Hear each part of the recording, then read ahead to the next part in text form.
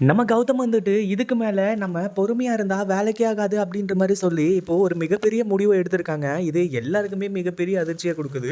கார்த்திக் அப்பயாச்சும் வந்து பார்த்தீங்கன்னா திருந்துவாரா அப்படின்னு கேட்டீங்கன்னா, அப்பவும் ரொம்பவே கஷ்டமான விஷயம் தான். ஏன்னா இந்த இடத்துல அஞ்சல் இருந்துட்டு அந்த அளவுக்கு நல்லா வந்து பார்த்தீங்கன்னா கார்த்திக்க கொம்பு சீவி விட்டுருக்காங்க. என்னதான் மொத்த சொத்தையும் அதுக்கப்புறம் கம்பெனி இது எல்லாத்தையுமே அதாவது எல்லா டாக்குமெண்ட்டையுமே வந்து பார்த்தீங்கன்னா கொண்டு வந்து இந்த கார்த்திக் முன்னாடி போட்டு, "இந்தா எல்லாமே இங்க தான் இருக்கு. எல்லாத்தையுமே உன் பேருக்கே நான் மாத்திடுறேன்." அப்படின்ற மாரி சொன்னாலுமே கூட, இங்க கார்த்திக் வந்து பார்த்தீங்கன்னா, அத நம்ப போறது கிடையாது. ஒரு பக்கம் ஜானகி இருந்துட்டு இப்படி நம்ம கௌதம் சொல்லும்போது பயங்கர அதிர்ச்சியில இருந்துட்டு இருக்காங்க.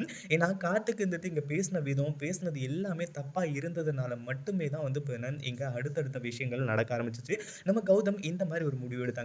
"டேய் என்னடா சொத்து கம்பெனின்னு வந்து அலைஞ்சிட்டு இருக்க.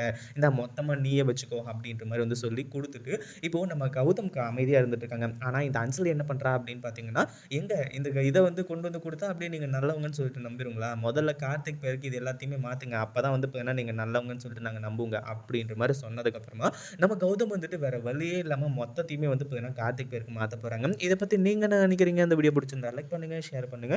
இப்பதான் நம்ம சேனலுக்கு ஃபர்ஸ்ட் டைம் வரீங்க அப்படின்னா